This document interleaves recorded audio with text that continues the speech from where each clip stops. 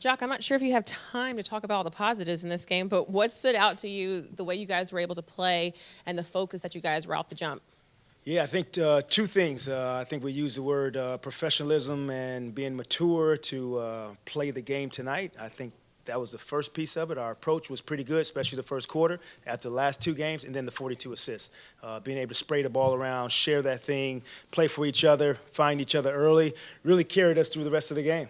Did you know that the 91 points was a franchise record for this group in the first half? I did not. Wow. Wow. Nicely done, huh? That's what happens when you come to work and you're ready to work from the beginning. I had a joke to make, but Megan took it away.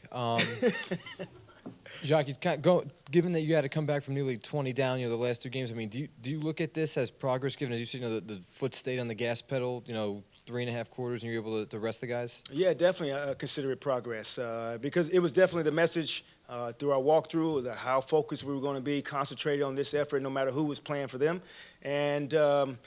Games like these can definitely go either way. People counted us out at the Indiana, and look what happened. So your approach to those games, no matter who's playing, is huge. And I thought our focus was good. And then Kyrie obviously was a late scratch. I mean, do you have any update on him and if he's going to be available for Friday? No update on you. He'll come in tomorrow, get assessed again, but hopefully looking forward to him playing on Friday. Coach, I think I remember the play. First quarter, you guys are up 8-2. I think Draymond gets to the rim, dumps it off to Looney, easy dunk, uncontested, timeout. What did you say? Because right after that, you guys went on a run, finished the quarter 46-17, something like that. Yeah, again, Christian, we're going to use those opportunities to teach and also make sure that we're on the same page.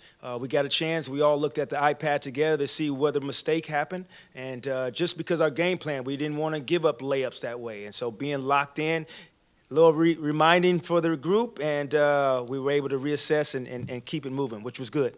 And second, I mean, just how many players do you have in double figures? I believe 9. Just what does that say about the ball movement? Yeah, it says a lot. I think that we have a lot of people who can score the basketball. You take even Patty, the minutes that he played and his ability to impact the game at the end. Overall, I think guys enjoy when you can look at the stat sheet and get minutes for everyone and points for everyone, and you win. 42 assists, pretty impressive.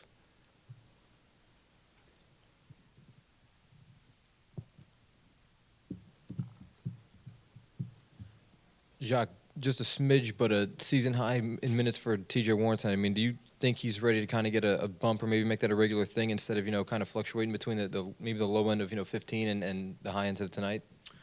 Yeah, I think overall we just the goal is to have him healthy at the end of the year. And do I envision him playing 35 minutes? No. So I'll say that. I think we have enough depth on this team that he doesn't need to do that. Do we want to continue to increase him that he's playing, in that range where he was tonight over consecutive days and building up his legs and strength to play in games?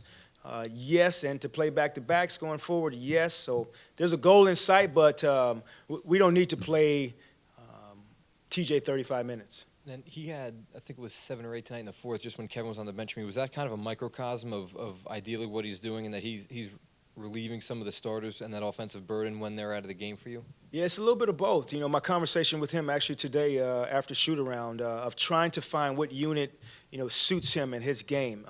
It's interesting tonight without Kai, so that changes the rotations a little bit.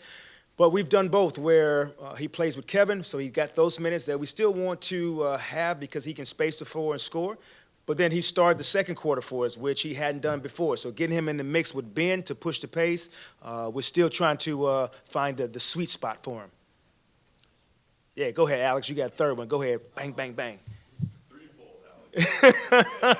Let's go. Let's go, Alex. Tell you didn't make the Toronto trip, so. That was not my fault.